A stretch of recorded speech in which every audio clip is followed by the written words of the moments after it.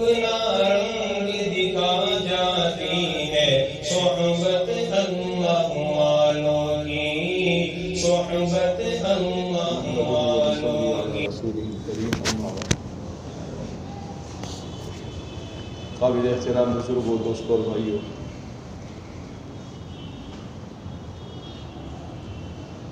اللہ تعالیٰ کا بھی انتہا فضل اور احسان ہے کہ اللہ تعالیٰ نے حضور صلی اللہ علیہ وسلم کی ختم نبوت کے صدقے میں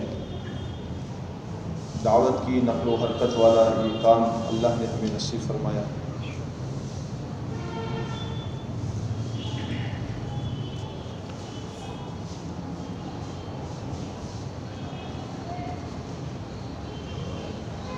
دنیا میں جتنی خیر وجود میں آ رہی ہے اور خیر کی شکلیں جتنی وجود میں آ رہی ہیں، اس میں اس جد و جہد کا، اس محنت کا بہت بڑا حصہ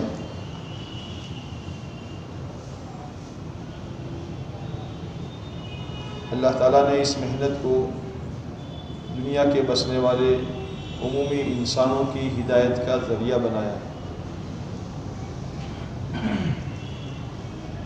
اس امت کا وجود ہی اللہ تعالیٰ نے ختم نبوت والی محنت کے لیے کیا ہے۔ اس امت میں پیدا ہونے والا ہر فرد اللہ کے دین کی نصرت کے لیے، اللہ کے دین کی مدد کے لیے، اللہ کا دین اپنی ذات سے لے کر پوری دنیا میں بسنے والے سارے انسانوں میں زندہ ہو جائے، اس کے لیے محنت کا مکلف بنا کر دنیا میں بھیجا گیا ہے۔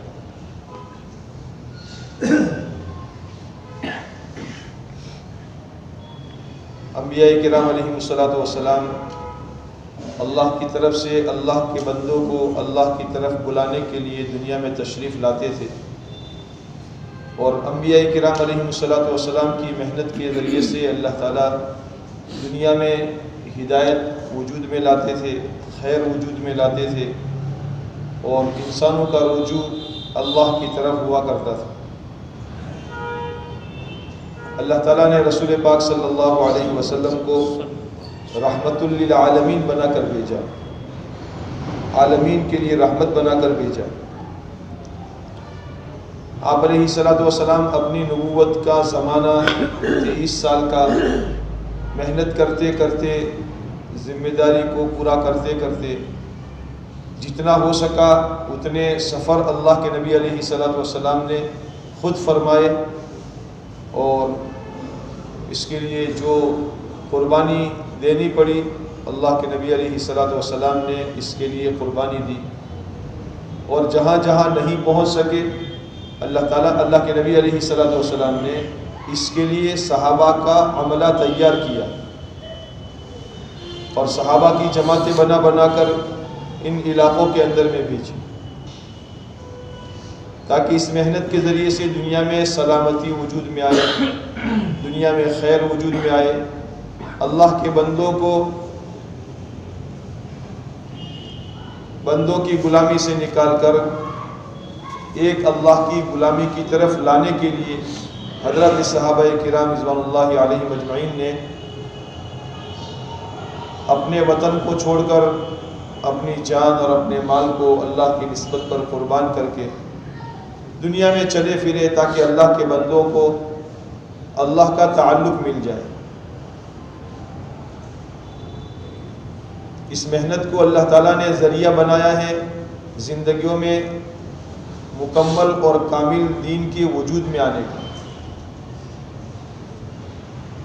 پیارے نبی علیہ السلام سے پہلے دنیا میں کیا کیا حالات تھے،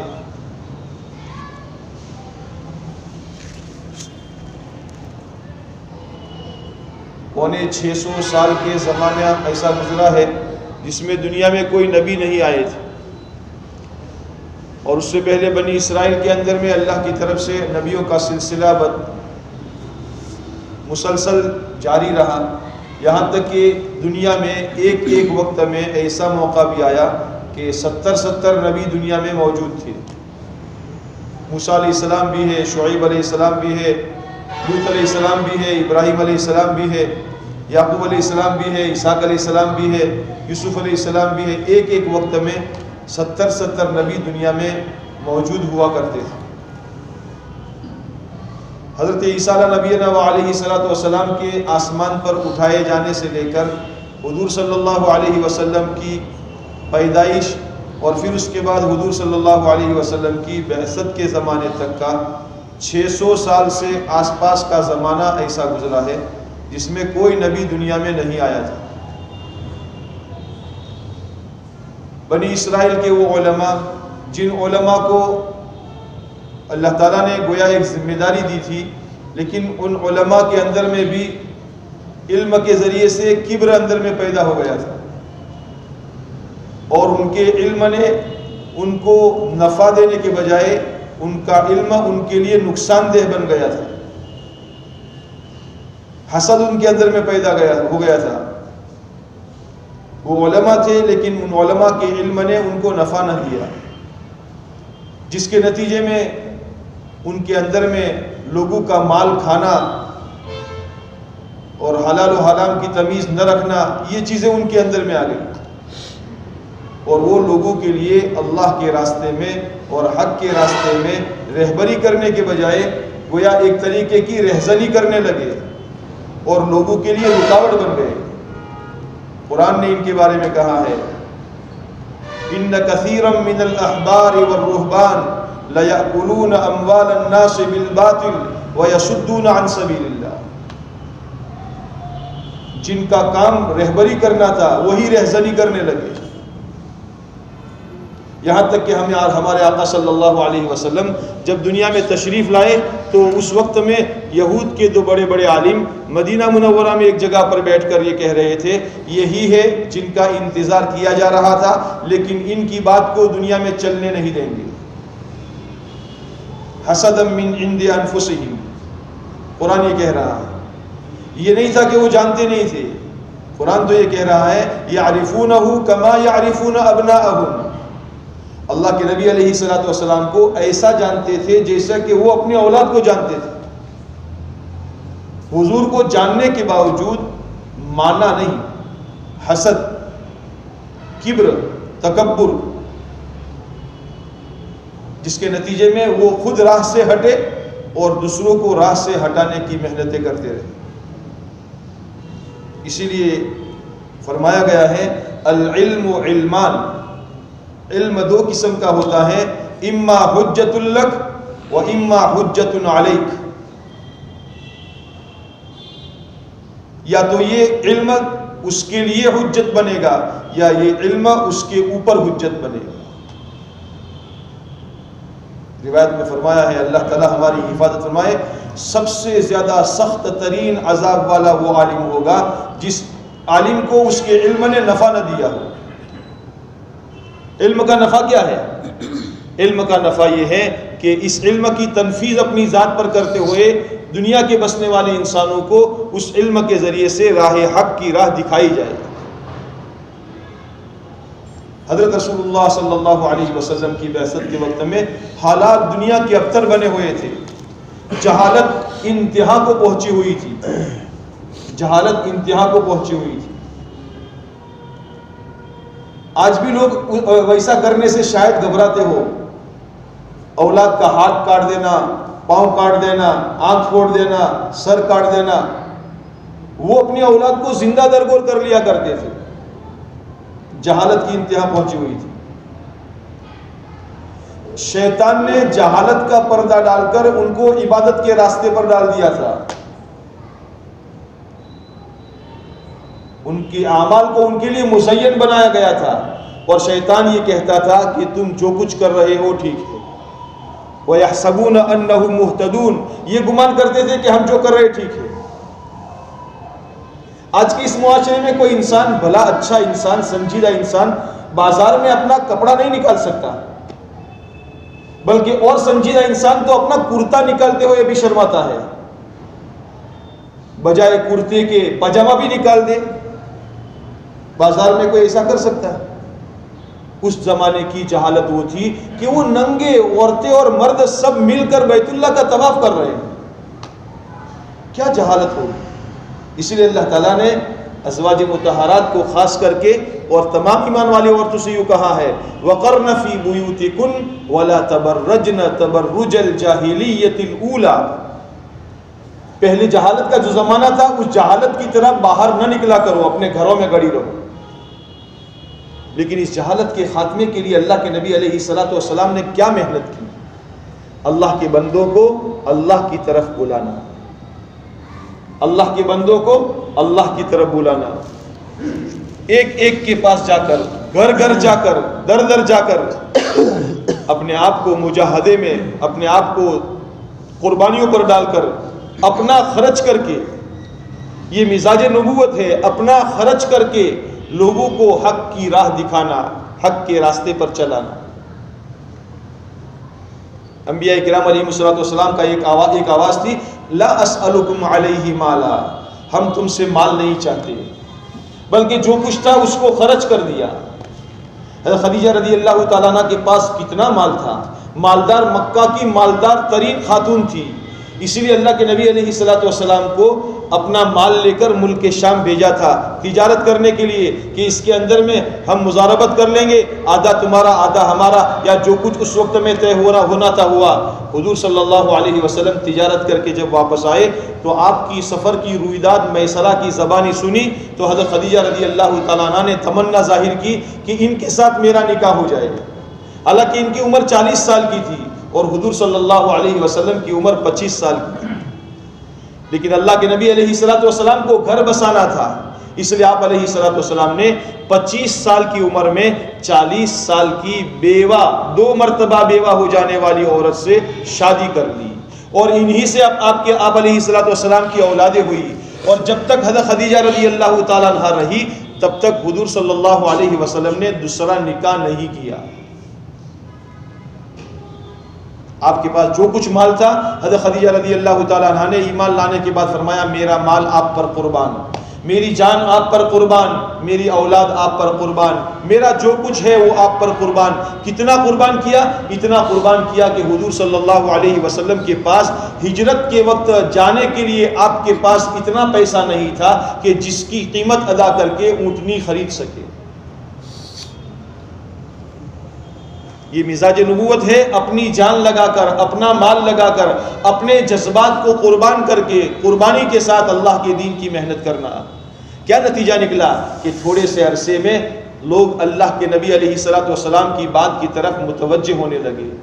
حق کے اندر میں قربانی کی آواز میں بہت بڑا اللہ نے اثر رکھا ہے. ابراہیم علیہ نبی علیہ الصلوۃ والسلام سے بڑی بڑی قربانیاں لی گئی, بڑی بڑی قربانیاں لی گئی. اللہ تعالیٰ کا ارشاد ہے ہم نے وَإِذِ ابْتَلَىٰ إِبْرَاهِيمَ رَبُّهُ بِكَلِمَاتٍ فَأَتَمَّهُنْ, ابراہیم علیہ الصلوۃ والسلام سے بڑے بڑے ابتلا کے اندر میں, امتحانات کے اندر میں ان کے امتحانات لیے گئے. ابراہیم علیہ الصلوۃ والسلام پورے اترے.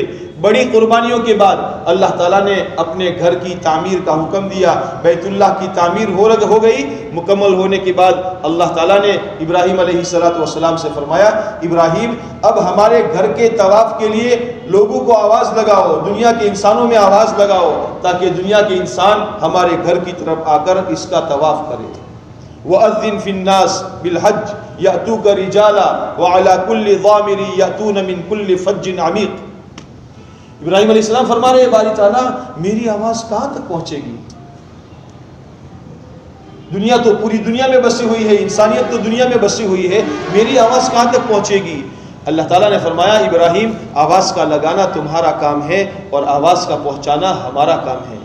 ابراہیم علیہ الصلوۃ والسلام نے آواز لگائی تو علماء فرماتے ہیں اللہ نے اس آواز کو ساری دنیا تک پہنچایا, یہاں تک کہ جو بچے ابھی ماں کے حمل میں تھے, مادر رحم میں تھے, اللہ نے ان بچوں تک بھی آواز پہنچائی, اور جو روحیں عالم ارواح میں تھی اللہ نے ان تک بھی آواز پہنچائی. اور لکھا ہے کتابوں میں کہ جس روح نے جتنی مرتبہ لبیک کہا اللہ تعالیٰ اس کو اتنی مرتبہ بیت اللہ کی زیارت نصیب کریں گے.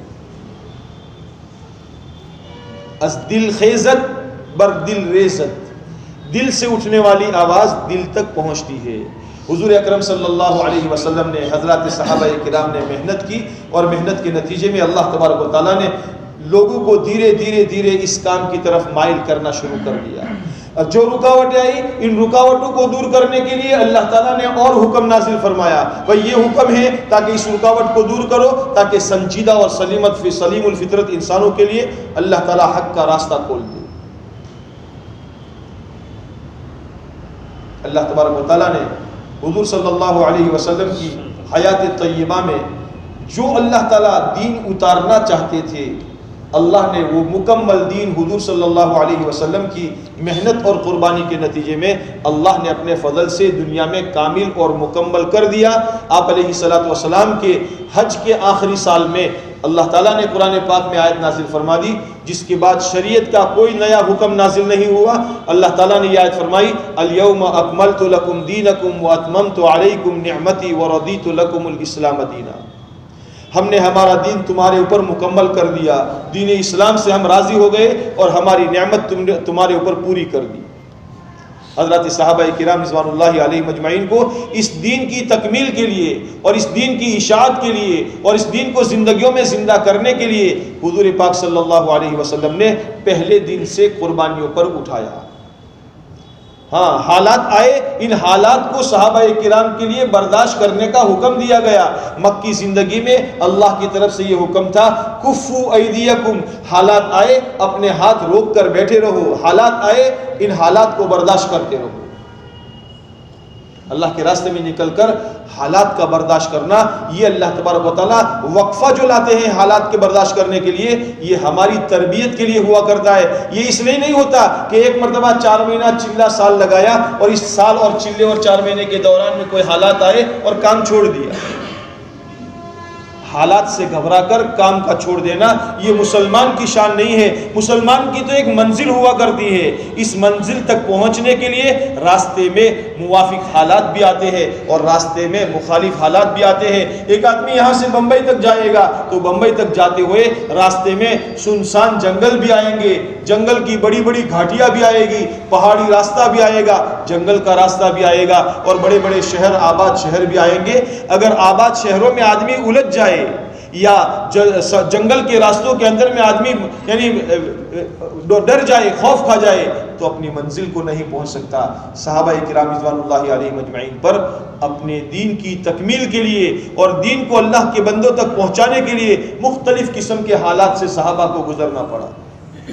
ابتدا میں اللہ تبارک و تعالیٰ کی طرف سے حالات مشکل ترین، سخت ترین اور مصیبت کے حالات، پریشانیوں کے حالات آئے، اور اللہ تعالیٰ کا ارشاد ہے وَلَنَبْلُوَنَّكُمْ، البتہ ضرور ہم تم کو آزماتے ہیں اور آزماتے رہیں گے، بِشَيْءٍ مِّنَ الْخَوْفِ وَالْجُوعِ وَنَقْصٍ مِّنَ الْأَمْوَالِ وَالْأَنفُسِ وَالثَّمَرَاتِ، کبھی خوف دے کر، کبھی بیماریاں دے کر، کبھی موت دے کر، کبھی باغات اور پھلوں میں کمی دے کر، اور کبھی پانی میں کمی دے کر، کبھی کھیتی باڑی اور اناج میں کمی دے کر اللہ تعالیٰ اپنے کام کرنے والے بندوں کو آزمائیں گے۔ لیکن وَبَشِّرِ الصَّابِرِينَ، ہر حال میں کام پر جمے رہنے والوں کے لیے اللہ کی طرف سے بشارت ہے۔ اگر کوئی مصیبت آ گئی تو ہماری نظر اللہ پر ہو، یہ میرے اللہ کی طرف سے ہے، اِنَّا لِلَّهِ وَإِنَّا إِلَيْهِ راجعون۔ مصیبت پر صبر کرتے ہوئے آدمی کام پر جمع رہے، یہ نہیں کہ مصیبت آئی تو کام چھوڑ دیا۔ صحابہ کرام رضوان اللہ علیہ مجمعین پر مصیبتیں آئی، حضرت عمار رضی اللہ تعالیٰ عنہ، حضرت ان کے والد حضرت یاسر رضی اللہ تعالیٰ عنہ، ان کی والدہ حضرت سمیہ رضی اللہ تعالیٰ عنہ، پورے خاندان کو عذاب دیا جا رہا ہے، ستایا جا رہا ہے، مارا جا رہا ہے، پیٹا جا رہا ہے، اور طرح طرح کی اذیتیں دی جا رہی ہے، اور حضور اکرم صلی اللہ علیہ وسلم کا اس راستے سے گزر ہوتا ہے تو آپ علیہ الصلوۃ والسلام فرماتے ہیں صبراً یا آل یاسر فإن موعدکم الجنہ، اے آل یاسر صبر کر لو، تمہارے لیے جنت کا وعدہ ہے۔ حالات پر یہ نہیں کہ تم 4 مہینے چلے جاؤ تمہاری دکان چمک جائے گی، 4 مہینے چلے جاؤ تمہارا شادی کا مسئلہ حل ہو جائے گا، چلے میں نکل جاؤ تمہارا قرضہ ادا ہو جائے گا۔ دنیا کے لیے نہیں، بنیاد دنیا نہیں تھی، بنیاد آخرت تھی۔ آخرت کی بنیاد پر صحابہ کو اٹھایا تھا، اس لیے جب صحابہ کرام آخرت کی بنیاد پر اٹھے تو چند سال قربانی کے گزر گئے، اللہ تعالیٰ نے دنیا کی فتوحات بھی عطا فرمائی، نصر من اللہ و فتح قریب، اللہ تعالیٰ کی مدد آ گئی اور اللہ تعالیٰ نے دنیا میں فتح عطا فرمائی۔ میرے بزرگوں، اللہ تعالیٰ نے حضور صلی اللہ علیہ وسلم کی پوری امت کو، امت کے ہر فرد کو دین کے وجود میں لانے کے لیے اور دین کی سرسبزی اور شادابی کے لیے پیدا کیا ہے۔ میں اور آپ حضور صلی اللہ علیہ وسلم کی امت میں ہے، ہمارے ذمے ضروری ہے، ہمارے ذمے ایک کام ہے کہ جس وقت میں مٹے ہوئے دین کے لیے دنیا میں حرکت ہو رہی ہو اور لوگ اپنی جان اور مال اور اپنے جذبات کو قربان کر کے اللہ کے دین کے لیے اپنی جان اور مال لگا کر، اپنے خواہشات اور اپنے جذبات کو قربان کر کے، اپنی جان مال کی قیمتی پونجی لے کر اللہ کے راستے میں جا کر اللہ کے بندوں کو اللہ کی طرف بلا رہے ہو، ہم بھی اس راستے میں جائیں، اس راستے میں کودے، پرواہ نہ کرے، کسی چیز کی پرواہ نہ کرے، اللہ پر بھروسہ کر کے، وَمَن يَتَوَكَّلْ عَلَى اللَّهِ، جو اللہ پر بھروسہ کرتا ہے اللہ تعالیٰ اس کے لیے کافی ہو جاتا ہے، اس کی بیماری میں، اس کے قرضے میں، اس کی شادی بیاہ میں، اس کے گھر بار میں، اس کے کاروبار میں، اس کی ہر چیز میں اللہ تعالیٰ کافی ہو جاتا ہے۔ اللہ تبارک و تعالیٰ نے اپنے بندوں کو قربانی پر کھڑا ہونے کی ترغیب دی ہے۔ یا ایھا الذین آمنوا کونوا انصار اللہ، اے ایمان والو اللہ کے دین کے مددگار بن جاؤ۔ صحابہ کرام رضوان اللہ علیہم اجمعین کو ان قربانیوں پر اللہ کے نبی علیہ الصلوۃ والسلام نے اٹھایا تھا۔ ہاں، اپنا جو کچھ ہے اس کو قربان کرو اللہ کے لیے، اللہ ضائع نہیں کرے گا۔ دین کی محنت پر اللہ تعالیٰ نے جو وعدہ فرمایا ہے کہ جو دین کی محنت کرے گا، دین کی خدمت کرے گا، دین کی مدد کرے گا، اللہ اس کی مدد کریں گے، اللہ اسے ضائع نہیں کرے گا۔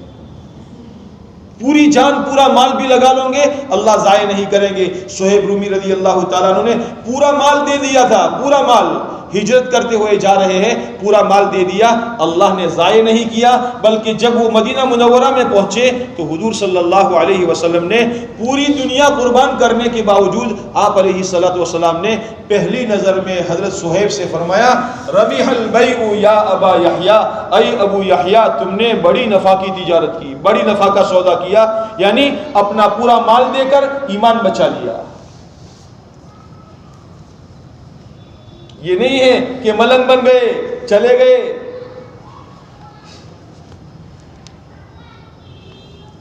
اللہ تعالیٰ ہمیں کام کی صحیح سمجھ نصیب فرما دے۔ کام کو ہم نے کام نہیں سمجھا، اس لیے اس کا خاطر خواہ ہمیں فائدہ نہیں ہو رہا ہے۔ ہم اپنے آپ کو کام کے تابع بنائے۔ حضرات صحابہ کرام رضوان اللہ علیہم اجمعین نے حضور صلی اللہ علیہ وسلم والی محنت کا تابع اپنے آپ کو بنا دیا تھا کہ جو تقاضا آئے گا پہلے اللہ کے تقاضے کو مقدم، اللہ کے نبی علیہ الصلوۃ والسلام کے تقاضے کو مقدم، اللہ کے دین کے تقاضے کو مقدم رکھیں گے، اور پھر اس کے بعد ہم اپنے گھر بار، بیوی بچوں، کاروبار کے تقاضے کو آگے رکھیں گے۔ تو پھر اللہ تبارک و تعالیٰ نے صحابہ کرام کو آگے بڑھایا۔ آج ہمارے ساتھ دنیاوی تعلقات اتنے بڑھ گئے ہیں کہ اللہ کی محبت، اللہ کے رسول کی محبت، اللہ کے دین کی محنت کی محبت ہمارے دلوں میں ڈھیلی پڑ گئی ہے۔ ہونا یہ چاہیے تھا کہ ان کے ساتھ اپنا تعلق مضبوط کر دے اور ہماری ضروریات، بیوی بچے، گھر بار، ان کے ساتھ ہم اپنی ضروریات میں ضرورت کے بقدر لگتے۔ اللہ تعالیٰ نے دنیا کو خواہشات کے پورا کرنے کے لیے نہیں بنایا، دنیا تو اللہ تعالیٰ نے حکم کو پورا کرنے کے لیے بنائی ہے۔ اگر دنیا میں اللہ کے حکم کو پورا کریں گے، اللہ کا وعدہ ہے کہ اگر تو اللہ کے دین کی حفاظت کرے گا، اللہ کے حکم کو پورا کرے گا تو اللہ تیری حفاظت کریں گے۔ صحابہ کرام رضوان اللہ علیہ مجمعین نے اللہ کے حکم کو پورا کرنے کے لیے، اللہ کے دین کی محنت کو کرنے کے لیے اور دین کی محنت کے لیے جان مال لگانے کو اپنا کام بنایا، تو اللہ تعالیٰ نے صحابہ کی تعریف فرمائی۔ یہ نہیں فرمایا کہ ایسا کیوں کرتے ہو، بیوی بچوں کا خیال نہیں کرتے، کاروبار کا خیال نہیں رکھتے اور کھیتی باڑی کا خیال نہیں رکھتے، نہیں، اللہ تعالیٰ نے ان کی قربانی پر ان کو رجال کر کے تعبیر فرمایا اور فرمایا رجال صدقوا ما عاهدوا الله علیہ فمنهم من قضى نحبه ومنهم من ينتظر وما بدلوا تبدیلا۔ یہ ہے مرد میدان جو انہوں نے عہد کر لیا تھا اس کو سچ کر دکھایا۔ ان میں سے بعض تو اللہ کے پیارے ہو گئے اور بعض اس انتظار میں ہے کہ اللہ ہماری جان اور ہمارے مال کو اللہ تعالیٰ قبول فرما دے۔ دوستو، اللہ تبارک و تعالیٰ نے عظیم محنت دی ہے۔ حضرت مولانا الیاس رحمۃ اللہ علیہ فرماتے تھے، میں اس کام کو فرماتے تھے یہ کام تسخیر عالم کا نسخہ ہے، تسخیر عالم کا نسخہ ہے. اور یہ فرماتے تھے کہ میں اس کام کو کار نبوت یقین کرتا ہوں، دعوت کی اس محنت کو کار نبوت یقین کرتا ہوں. وہ کوئی جذباتی بات نہیں تھی. آج کل بہت سے لوگ کہتے وہ تو جذبات میں تھے اور وہ جوش میں تھے اور وجد میں تھے اور وہ کہہ دیا. نہیں، وجد میں نہیں تھے، وہ اس کام کو سمجھا تھا انہوں نے اور سمجھ کر رہے تھے. اس زمانے کے بڑے بڑے علماء سے پوچھ کر رہے تھے. اس زمانے کے حضرت مولانا مفتی کفایت اللہ صاحب، ان سے پوچھا تھا. حضرت مولانا شاہ عبد القادر صاحب رائے پوری رحمۃ اللہ علیہ، انہوں نے حضرت مولانا منظور نعمانی رحمۃ اللہ علیہ کو دہلی بھیجا اور فرمایا اس وقت میں تم دہلی جاؤ، مولوی الیاس دہلوی اس وقت بڑی تیز رفتاری سے روحانی سفر کر رہے ہیں. اور جب حضرت مولانا منظور نعمانی رحمۃ اللہ علیہ جب حضرت مولانا الیاس رحمۃ اللہ علیہ کی خدمت میں پہنچے اور اس وقت میں جب روانگی کی باتیں ہوئی، جماعت اللہ کے راستے میں جا رہی تھی، روانگی کی جو باتیں ہوئی اور ہدایات کی ان باتوں کو مولانا منظور نعمانی رحمۃ اللہ علیہ نے نوٹ کیا. 1 2 3 4 کر کے 40 نمبر نوٹ کیے اور یہ ہدایت مولانا الیاس رحمۃ اللہ علیہ نے دی. اس کے بعد جب واپس رائے پور میں پہنچے تو حضرت مولانا عبد القادر صاحب رائے پوری رحمۃ اللہ علیہ نے مولانا منظور نعمانی سے فرمایا کہ بتاؤ وہاں تم جب گئے تھے؟ ہاں حضرت گیا تھا. وہ تو کاپی میں لکھ کر گئے تھے، یہ سوچ رہے تھے کہ میں حضرت کو جا کر سناؤں گا. فرمایا وہاں تم نے کچھ سنا؟ ہاں حضرت میں نے سنا بھی ہے اور لکھا بھی ہے، اگر آپ کہو تو میں بتا دوں. فرمایا سناؤ. 1 نمبر سنایا، 2 سنایا، 3 سنائے، 4 سنائے، 10 12 تک پہنچے. حضرت شاہ عبد القادر صاحب رحمۃ اللہ علیہ نے فرمایا بس بس بس رہنے دو، جو آدمی اتنے کام بھی کر لے گا وہ ولی بن جائے گا. یہ کوئی جذباتی بات نہیں تھی، یہ کوئی وجد والی بات نہیں تھی جو بہت سے لوگ کہہ دیا کرتے ہیں. اللہ تعالیٰ انہیں بھی صحیح سمجھ نصیب فرما دے. کام کو کام سمجھا تھا. حضرت مولانا الیاس رحمۃ اللہ علیہ فرماتے تھے اگر اس کام کو صحیح اصولوں کے ساتھ کیا گیا تو صدیوں میں آنے والی خیر اللہ تعالیٰ ہفتوں میں اور مہینوں میں لائیں گے. اللہ تعالیٰ لائے. کون سوچ سکتا تھا یورپ اور برطانیہ کے ماحول میں اللہ تبارک و تعالیٰ دین کی علم بردار پیدا کریں گے. برطانیہ جیسے ملک کے اندر میں کہ جن لوگوں نے یہ طے کر رکھا تھا کہ ہم تمہارے مکہ اور مدینہ کو پیرس اور لندن کی طرح بنا دیں گے، اور جب ہمارے مسلمان خاص کر کے گجرات کے لوگ یہاں سے ہجرت کر کے وہاں پہنچے اور وہاں دینداری کے عالم کے اندر میں وہ تھے، تو وہاں برطانیہ کے لوگوں نے یہ طے کیا، ان کی میٹنگیں ہوئی اور ان میٹنگ میں یہ طے کیا یہ جتنے بڑے بڑے نظر آتے ہیں یہ سب کے سب دیندار ہیں، لیکن یاد رکھو ان کی اولادیں ہماری ہوگی، ان کی نہیں ہوگی.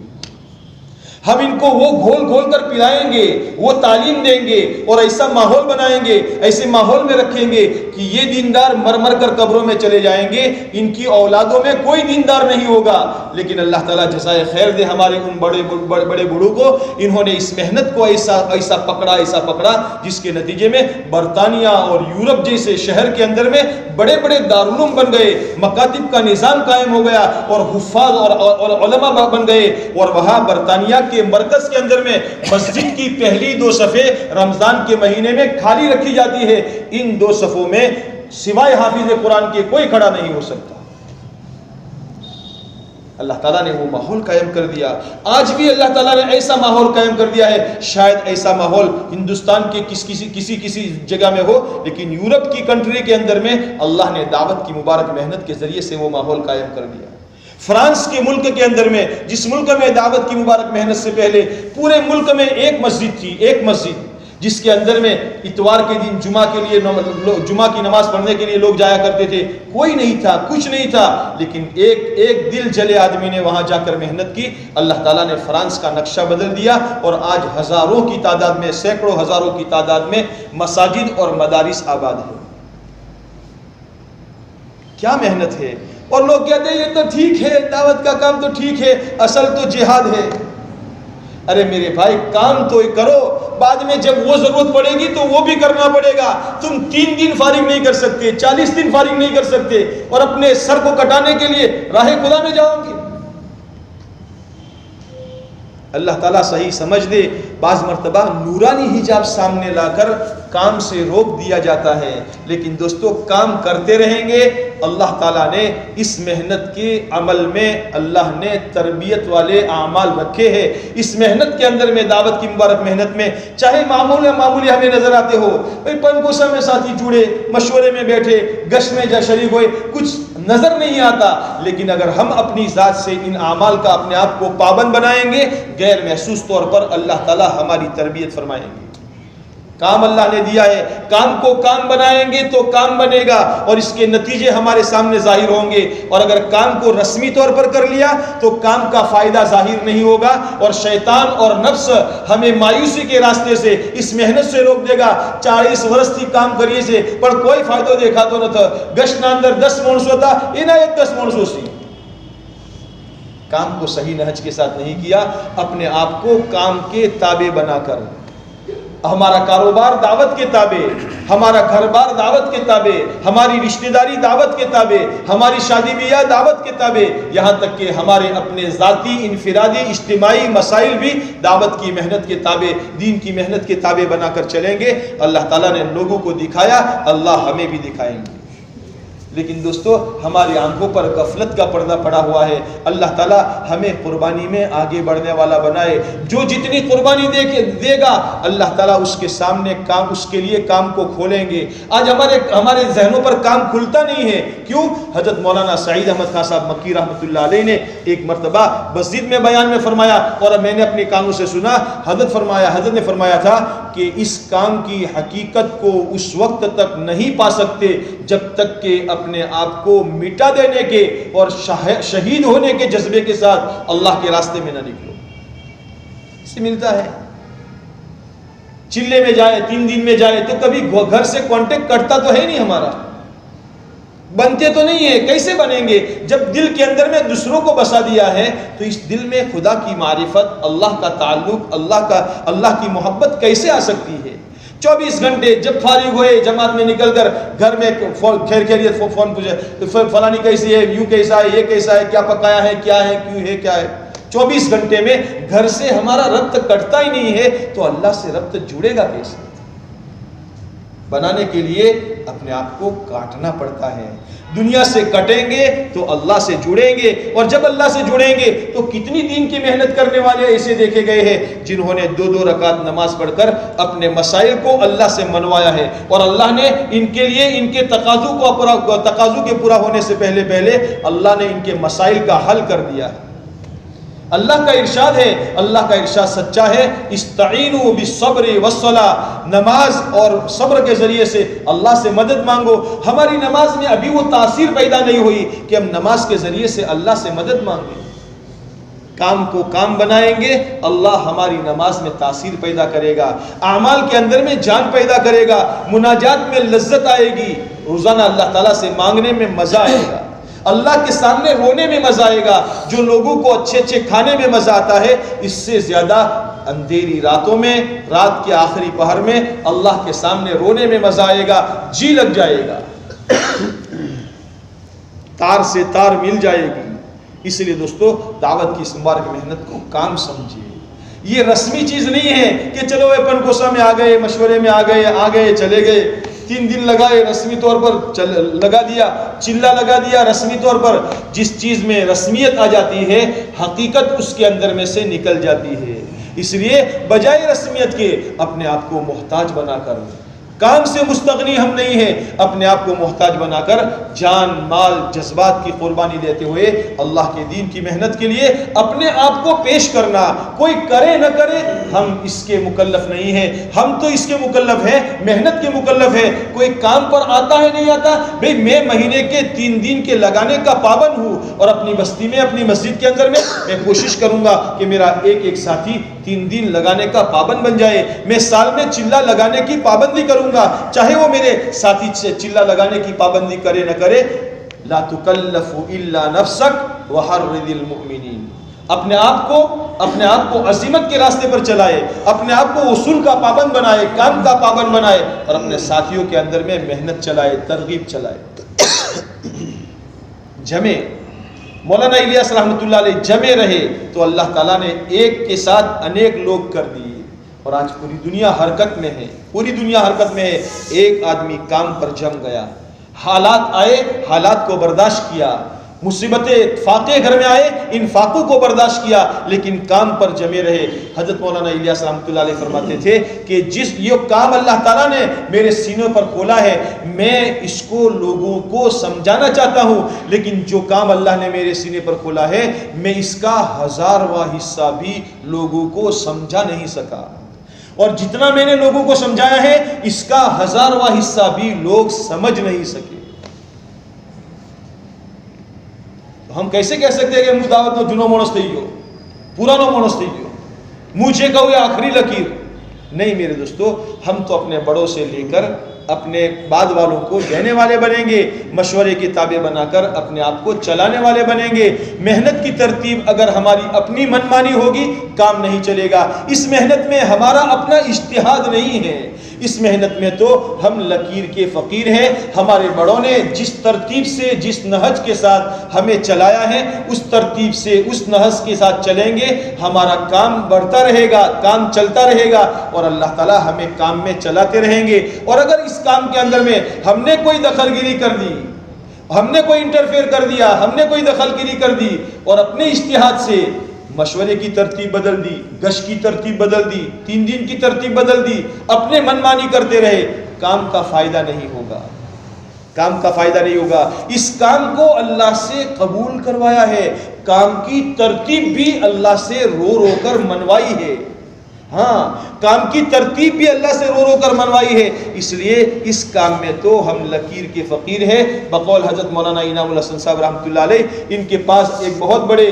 عالم تشریف لائے، حضرت مولانا یوسف صاحب رحمۃ اللہ علیہ اور حضرت جی رحمۃ اللہ علیہ بیٹھے ہوئے تھے۔ فرمایا حضرت اگر ان 6 نمبروں میں 1-2 نمبر کا اور اضافہ کر دیا جائے تو بات پوری ہو جائے گی اور کام پورا ہو جائے گا اور یہ پورا ہو جائے گا۔ حضرت مولانا یوسف صاحب رحمۃ اللہ علیہ خاموش رہے، لیکن حضرت مولانا انعام الحسن صاحب رحمۃ اللہ علیہ فرمایا بھائی حضرت ہم تو لکیر کے فقیر ہیں، ہمارے بڑوں نے جیسا کام ہم کو دیا ہے ویسے ہی کرتے رہیں گے۔ اس لیے دوستو اپنے آپ کو کام پر کاربند کرنا، اپنے آپ کو قربانی پر کھڑا کرنا۔ جو آدمی جتنی قربانی دے گا اللہ اس کے اوپر کام کو کھولیں گے۔ 1 مرتبہ 4 مہینہ لگا دیا یا زیادہ سے زیادہ 2 مرتبہ 4 مہینہ لگا دیا اور ہم انتظار میں بیٹھے ہیں کہ کام کی حقیقت ہمارے اوپر کھل جائے اور ہم کام کے اصول بیان کرنے والے بن جائے اور کام کو سمجھانے والے بن جائے، دوستو نہیں ہوگا۔ جو جتنی قربانی دے گا یہ تو محنت سے کھلتا ہے، جو محنت کرے گا اللہ اس کے سامنے کھولیں گے، اس کی محبوبیت اللہ تعالیٰ لوگوں کے دلوں میں پیدا کریں گے۔ اس لیے ہمارے بڑے ہم سے تقاضا کرتے ہیں ہر سال کے 4 مہینے لگائے۔ اگر ہم ہر سال کے 4 مہینے لگانے والے بنیں گے، ہمارے پرانے ساتھی ہر سال کے 4 مہینے لگانے کی ترتیب پر آئیں گے، تو ہماری جماعتیں جتنی بن رہی ہے اس سے دگنی اور تگنی جماعتیں بن جائے گی۔ ہماری مسجدوں سے جماعتیں نکلنے کے لیے تیار ہو جائے گی اگر ذمہ دار ساتھی لے کر چلنے والے ہوں گے۔ اگر ہر سال نہیں لگا سکتے، دوسرا اسٹیپ یہ ہے 1 سال چلہ لگائے، 1 سال 4 مہینے لگائے، 1 سال چلہ، 1 سال 4 مہینے، ورنہ کم سے کم درجہ یہ ہے کہ ہر تیسرے سال میں ہمارا 4 مہینہ لگے، اپنی جماعت خود بنائے اور اللہ کے راستے میں نکل کر جائے۔ دوستو بہت بڑا فائدہ ہوگا، بہت بڑا فائدہ ہوگا۔ امت کا بہت بڑا طبقہ بیچارہ ایسا ہے جو کلمے اور نماز تک سے ناواقف ہے، پاکی اور ناپاکی کے مسائل سے ناواقف ہے۔ اگر ہمارا کسی ملک میں یا کسی ملک کے کسی صوبے میں اور صوبے کی کسی تحصیل میں جانا ہو گیا اور وہاں ہم نے محنت کر کے کام کو جمع دیا، جب تک اس کام کے ذریعے سے جتنی خیر دنیا میں وجود میں آتی رہے گی اللہ تعالیٰ اس کا ثواب ہمیں پہنچاتے رہیں گے اور یہ ہمارے لیے بہت بڑا آخرت کا ذخیرہ بن جائے گا۔ اس لیے دوستو کام کو کام کرے، جو کر رہے ہیں ماشاءاللہ کر رہے ہیں، اللہ تعالیٰ انہیں قبول فرمائے۔ ہماری تھوڑی سی قربانی اللہ تعالیٰ اپنی بارگاہ میں قبول فرما دے۔ جو کچھ ہو رہا ہے اس پر اللہ تعالیٰ کا شکر ادا کرے، شکر کے جذبے کے ساتھ لگے، اور جتنا نہیں ہو رہا ہے اس پر ندامت ہو، استغفار ہو، توبہ ہو، اے اللہ واقعی کرنا تو مجھے چاہیے تھا، مجھے یہ بھی کرنا چاہیے، یہ بھی کرنا چاہیے، یہ بھی کرنا چاہیے، لیکن پتہ نہیں کس وجہ سے میں آج تک شریک نہیں ہوا۔ اے اللہ مجھے معاف فرما دے، اور آئندہ جتنا ہمارے بس میں ہے، جتنا ہمارے بس میں ہے اتنا لگانے کی کوشش کرنے والے بنے۔ اگر کریں گے تو اللہ تعالیٰ ہمیں آگے بڑھائے گا، اور اگر میرے دوستوں نہیں کریں گے تو اللہ تعالیٰ میرا یا آپ کا کسی کا محتاج نہیں ہے۔ کام چلتا رہے گا۔ ہمارے مرحوم یوسف بھائی رحمۃ اللہ علیہ فرماتے تھے دعوت کی محنت کی مثال پانی کی طرح ہے، جاری پانی کی طرح ہے۔ پانی جب جاری ہوتا ہے چلتا رہتا ہے، اگر اس کے بیچ میں کوئی روڑا آ گیا، اینٹ آ گئی، پتھر آ گیا تو کیا پانی رک جائے گا؟ نہیں، پانی رکے گا نہیں، وہ پانی اپنا راستہ خود نکالے گا، ادھر ادھر کر کے پانی اپنا راستہ خود نکالے گا۔ اگر میں کام نہیں کروں گا تو کیا دعوت کا کام دنیا میں رک جائے گا؟ رکے گا نہیں، لیکن میں اس سعادت سے محروم ہو جاؤں گا، میں اس سعادت سے محروم ہو جاؤں گا۔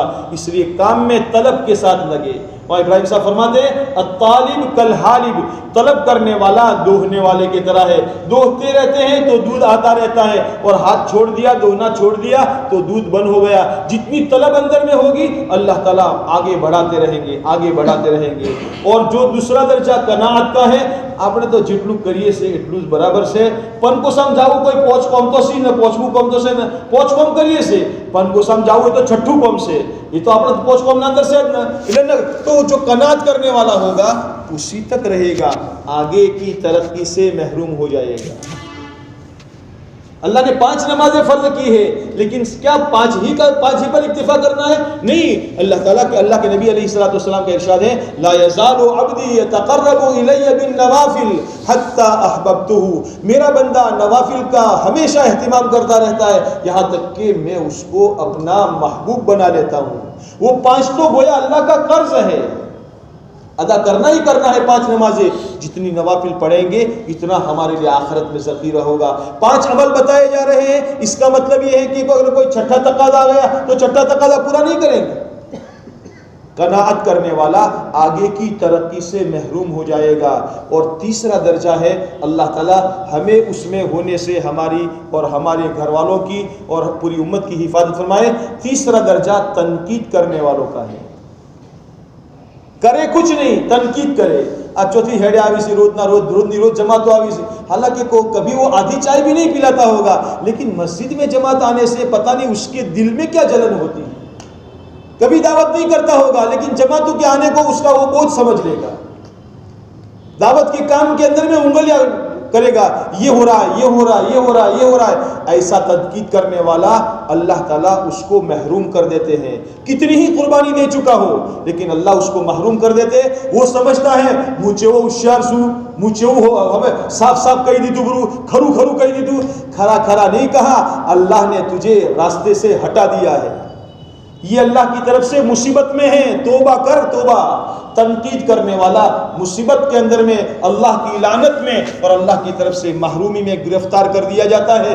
حضرت اسامہ رضی اللہ، حضور صلی اللہ علیہ وسلم ایک سفر سے واپس آ رہے تھے، آپ علیہ الصلوۃ والسلام نے صحابہ سے مجمع سے فرمایا بھائی ٹھہرو، ایک آدمی کا انتظار ہے۔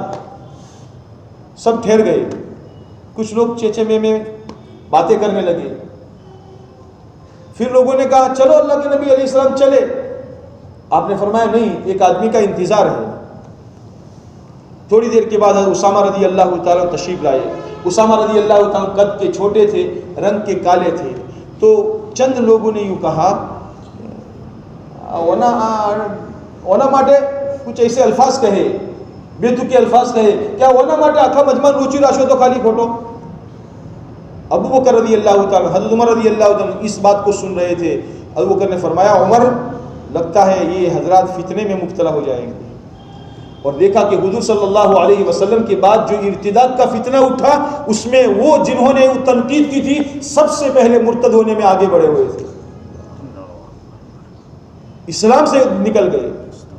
اس لیے طالب ہمیشہ ترقی کرتا رہتا ہے اور کانے ترقی سے محروم ہو جاتا ہے، جہاں تک ہوتا ہے وہیں پہ رہتا ہے۔ لیکن ناقد، تنقید کرنے والا، انگلیاں کرنے والا یہ اللہ کی رحمت سے محروم کر دیا جاتا ہے۔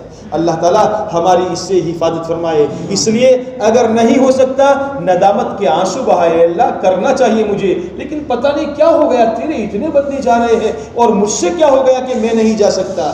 کم سے کم اللہ کے سامنے ندامت کے آنسو بہائیں گے، اللہ تعالیٰ آگے کی توفیق عطا فرمائے گا۔ اس لیے دوستو اللہ تعالیٰ نے یہ کام ہمیں دیا ہے، اللہ تعالیٰ ہمیں کام کی صحیح سمجھ اور اللہ تعالیٰ کام کی عظمت نصیب فرمائے۔ اس کے لیے 4 مہینے کی جماعت ماشاءاللہ ہماری